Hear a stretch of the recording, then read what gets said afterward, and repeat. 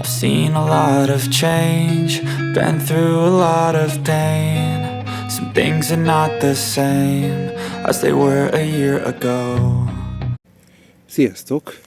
Most, hogy már látom, hogy hol jönnek ki a hagymások, ideje kiültetnem a győszivirágot és a kasvirágot. Lesz még egy ilyen hetes csoport ebbe az ágyásba, hogy egyfajta ismétlődést is tudjak beletenni a növényzetbe, és ezáltal egységesíteni tudjam a formáját.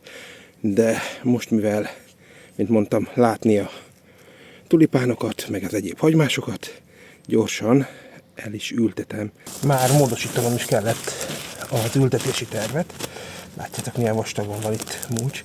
Szóval módosítanom is kellett az ültetési tervet, mert eszembe jutott, hogy azon a felén van egy szerelemvirág éppen tesztelés alatt, hogy vajon túléli-e a telet idekint. Hát amikor elindítottam a tesztet, akkor nem gondoltam, hogy egy viszonylag ilyen kemény telünk lesz. Nézzétek, milyen vastag a mulcs, és a mulcs alatt szinte, hát nem mondom azt, hogy csontszáraz, de elég száraz a talaj. Hát meg is csináltam a növényeknek az ültetőgödröt, és elkezdem beletenni. Látjátok, nagyon gyönyörű gyökérzete van. Elkezdjük belehelyezni. Felesleges gasztó azért, mert kímélem magamat. Jöhetnek a kisebb, nagyobb cserepek. Ez még jobban be van gyökeresedve. Ezeket érdemes egy kicsit így megnyomkodni, hogy a gyökérzetet növekedésre serkentsük. Nagyon-nagyon szép gyökérzete van ezeknek a virágoknak. Kicsit talán sűrű, de bízok benne, hogy azért így is szép növény lesz belőle.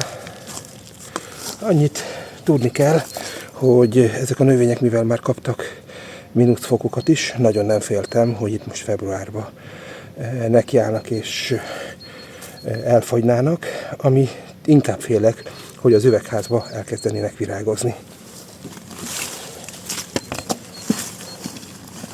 És most visszatakarom a saját földjével. A végén majd természetesen kap egy kis komposztot, és ezzel fogom biztosítani, hogy tökéletes tápanyag is legyen neki. És természetesen még egy kis locsolás se árt, bár holnapra, jövő hétre mond esőt, szóval lehet, hogy ezt inkább majd a természetre hagyom. Arra figyeljetek, hogy a virág közepére azért ne nagyon kerüljön föld. Egy kis múcs az kerülhet, de föld az ne kerüljön. Tavaly próbálkoztam a tavaszi mák palántázással, és hát meg kell mondjam, hogy nem vált be.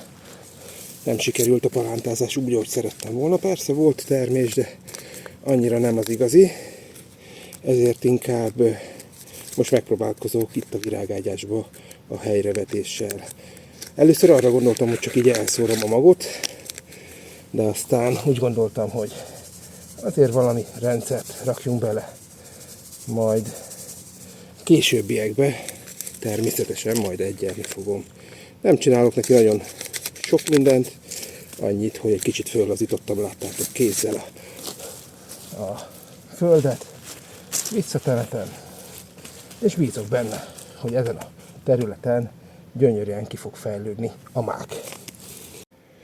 Na hát, végeztem az ültetéssel. Igazából nagyon nagy munka nem volt, csak hát el kellett már ültetni, mert tényleg amíg a végén az üvegházba virágoztak volna ki, azt meg nem szerettem volna.